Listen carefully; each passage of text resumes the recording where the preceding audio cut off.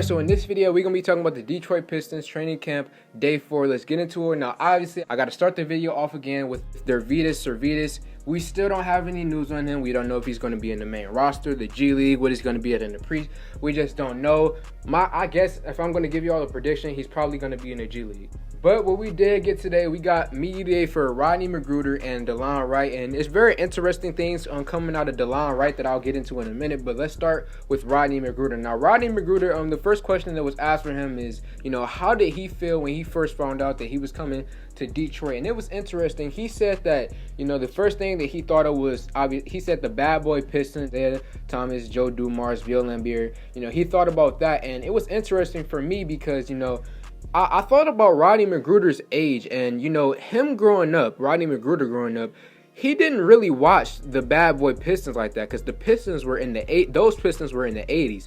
I would have figured that if he would have mentioned any Detroit team, it would have been the 04 go-to-work Detroit Pistons. I felt like, he probably grew up watching those teams more rather than watching the bad boy Pistons teams. He's seen, highlight tapes, or maybe he has some VHSs out somewhere. Maybe he did watch a lot of those old Pistons games, but I thought he would have said the 04 Pistons rather than the bad boy Pistons. But let's play the clip. Thanks, bro. I appreciate that. But when I first heard that I'd be a Piston, I just thought about the bad boy days and that style of Detroit brand basketball. I thought of Isaiah Thomas, Dennis Rodman, guys like that who really came out and fought every night and played with their heart and soul, and I just thought about that, and I kind of want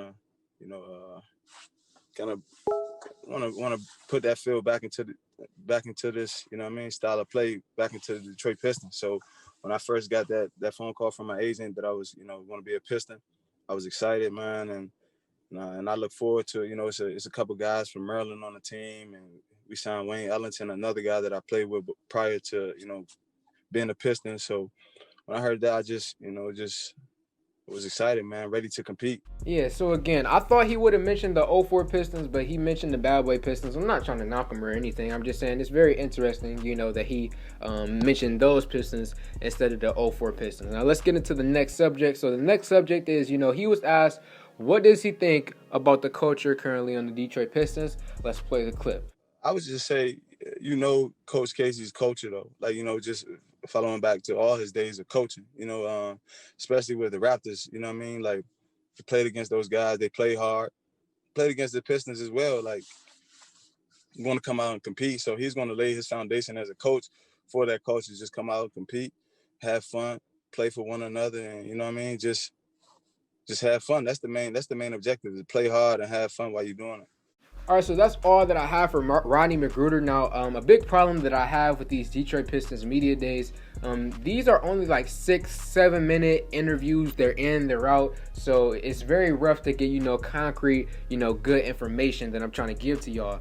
But I'm getting it done, even though it's only 6 minutes. That's such limited content. This video might be longer than those videos, which is insane. It shouldn't be that way. But let's get into DeLon Wright. DeLon Wright, his media day was much more interesting for me. So the first thing I noticed about DeLon Wright, I liked his demeanor. He just seemed like a good dude right off the bat. And then the things that he had to say, I liked the things that he had to say. So the first point I want to mention, he was asked about, because he was previously a member of the Toronto Raptors years ago, and he was asked about how the Toronto Raptors developed their players. Now let's play the clip.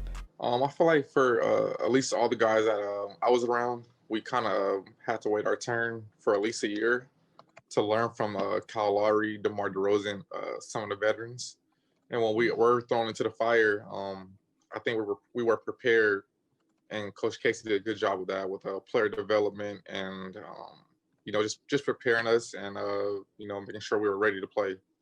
So he basically said that the young guys they had to wait a year or possibly more years, and that made me start thinking about our young guys, Isaiah Stewart, Sadiq Bey, Saban Lee. I started thinking about them, and with the Pistons getting Plumlee and Jahlil Okafor, I would want Isaiah Stewart to play, but it seems like he's probably gonna have to wait a year or two for him to really start getting minutes. And it also sounds like just all in all, for Dwayne Casey, you're not going to get on the floor if you don't earn it. You got to earn it in practice, in meetings. You just have to be all around solid. And if you're not, then you're not going to get any minutes. And especially being young players in the league, you know, that's a hard thing for them. So because it's a transitional period, so it's a hard thing for them. So the second thing that I want to talk about that I found very interesting, he said that he was trying to get on the Detroit Pistons for 2 to 3 years. Play the clip. Honestly, I was excited because we were working on trying to get here for about 2 to 3 years. Initially, before I was traded to the Grizzlies, I was, you know, it was 50-50 on coming here to Detroit. So, you know, I was happy that I was able to finally get here. And, you know, I think it's a great opportunity for me to grow with the organization. And, you know, I couldn't ask for a better situation right now. You know, very interesting stuff. I didn't know, you know, that story. I never heard about that before. It was interesting to hear that he was trying to get on the Pistons a couple of years ago. Now, the final thing that I want to talk about, he was asked why it didn't work in Dallas, why he didn't want to be there anymore. I'm going to play the clip in a second, but basically, you know, the gist of it was he's not a 3-and-D player. Okay, DeLon Wright, if you've ever watched DeLon Wright's game, he's a primary ball handler. Okay, he likes the ball in his hands. He likes to dribble, and he likes to distribute as well. Now let's play the clip. I feel like they wanted me to be more of a 3-and-D type of guy.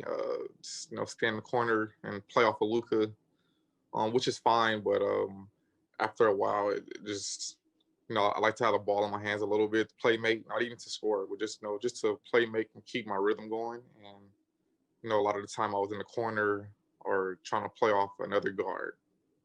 So yeah, I 100%, you know, I feel him on that. You know, if as a point guard, I played on this basketball team, right? And, you know, I'm a point guard, you know, I'm a short dude, so they put me at the point. And eventually I ended up transitioning to the shooting guard position because of another player who around my height, and they put him at the point guard. And, you know, it was rough for me because, you know, I like being a primary ball handler.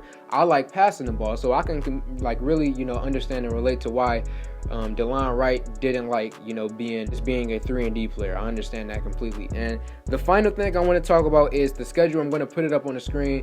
The schedule for the Pistons, I'm going to be honest, it's kind of rough. You know, I looked at the Bulls schedule, and their schedule was, you know, I would say in the middle, not too hard, not too easy. And our schedule, I would say, is more on the harder side, you know, more on the rougher side. Not to say, you know, we won't have success, because I still believe even with this schedule, we're going to have success. But I feel like the schedule is a little bit, you know, rough for us. It doesn't matter because this Pistons team, you know, it's a developmental year, and I'm ready to go. I can't wait to watch. Even if we win all the games, lose all the games, struggle, whatever, I just want to watch Pistons basketball. So let me know what y'all think in the comment section below. Like this video, comment on this video, share this video. I'm out.